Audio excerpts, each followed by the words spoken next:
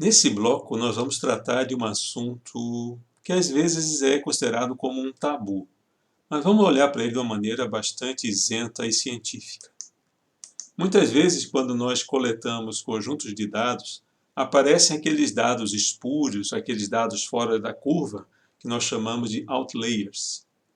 A pergunta que a gente faz, nós devemos considerar aqueles pontos estranhos, aqueles outliers, numa análise experimental? Como que a gente identifica um outlier? E se a gente percebe que ele é um ponto que destoa dos demais, nós podemos eliminar esse ponto? Nós podemos fazer isso? É ético? É correto? Você vai lá e apaga aquele ponto que está te incomodando? É uma coisa polêmica. Se a gente sabe que existe alguma coisa errada, não faz muito sentido a gente manter essa coisa errada contaminando o nosso trabalho. Mas às vezes a gente tem alguma coisa que está incomodando, ela não está errada. E se a gente estende esse conceito, vamos apagar, ele pode ser muito perigoso. É aquela história do filtro passa bom. Você só deixa ir para frente aquilo que te interessa. Então isso é muito perigoso. O que se faz então para resolver esses casos é usar um critério. Nós vamos estudar aqui nesse capítulo o critério de Chauvenet, que foi esse matemático que viveu no século aqui XIX, e ele desenvolveu um critério que é bastante isento, fácil de aplicar, simples. Existem outros critérios, mas nós vamos estudar esse aqui como uma forma de encontrar uma maneira isenta de descartar alguns dados que destoam dos demais. A ideia básica é, se nós tivermos uma distribuição normal, a gente espera que uma grande quantidade de dados esteja contido dentro de uma certa faixa simétrica em relação ao valor médio, e que haja uma ocorrência muito rara de pontos a partir de um certo limiar. E essa é a base do critério de Chauvenet. Então ele estabelece aqui alguns limites, além do qual você rejeita os dados, e dentro do qual você aceita. E esse limite é calculado com base nas características dos dados que você está analisando e também no número de dados envolvidos. Como é que a gente acha esses limites? Bom, a ideia básica é nós vamos definir uma faixa verde aqui dentro da qual seria a faixa de aceitação. Ela tem um limite superior, um Z crítico aqui superior, que é o mesmo valor com sinal trocado aqui para o limite inferior. E esta área verde aqui é calculada por essa fórmula. A probabilidade aqui dentro é 1 menos 1 sobre 2 vezes o número de dados envolvidos.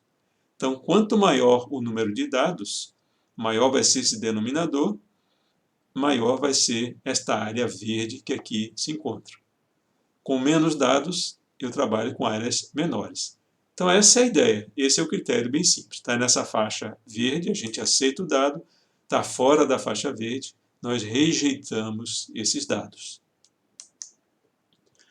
O algoritmo, ou o passo a passo, começa com, primeiro, pegue todo o conjunto de pontos que você dispõe, calcule o valor médio, calcule o desvio padrão.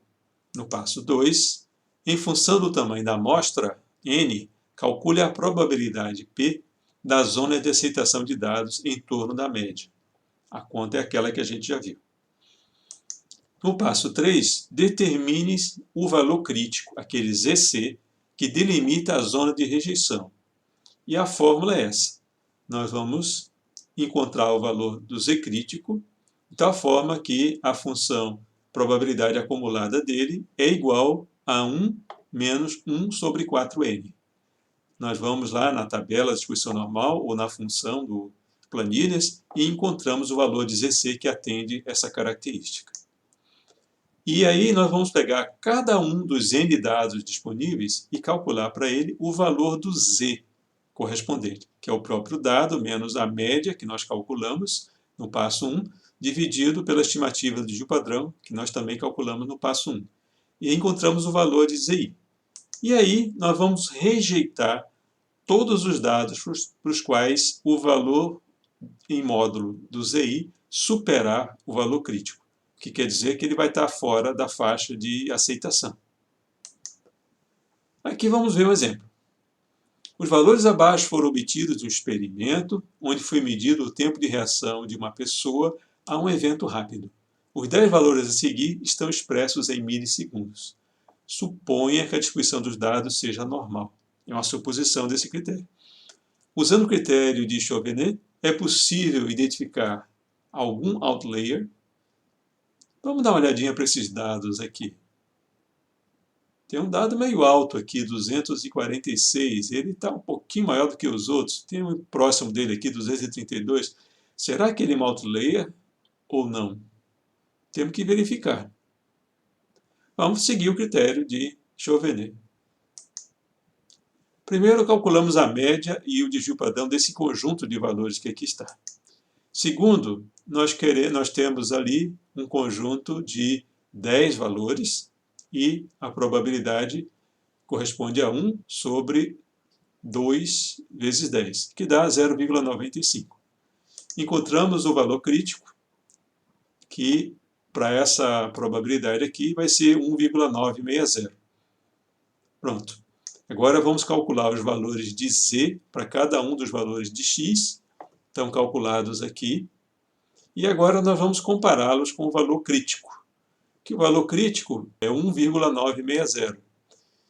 E nenhum dado está além desse valor crítico. Nós pegamos o valor absoluto de z aqui, vamos ver que ele é sempre menor que 1,960. Portanto, nem aquele 246 que nós estávamos suspeitando, nem ele dá para retirar, certo? Todos os dados devem permanecer. E eu vou rodar mais um exemplo aqui, onde vocês já estão vendo aqui o que vai dar, né? Mas eu peguei e troquei um valor que tinha aqui antes por 150, que é um valor bem menor, e aparentemente ele está destoando dos demais. Não porque esteja vermelho, mas porque é um valor menor que os outros. Vamos fazer as contas.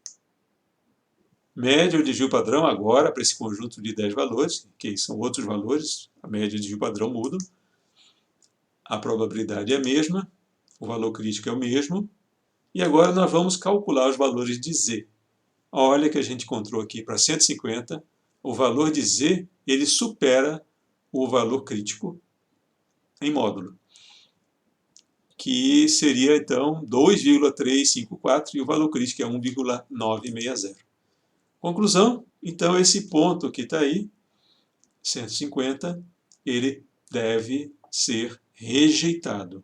Ele destoa dos demais. Com isso, nós voltamos agora a fazer as contas com os dados que sobraram. Aqueles 9 dados que sobraram, nós vamos calcular a média e vamos calcular o desvio padrão, sendo esse o resultado definitivo.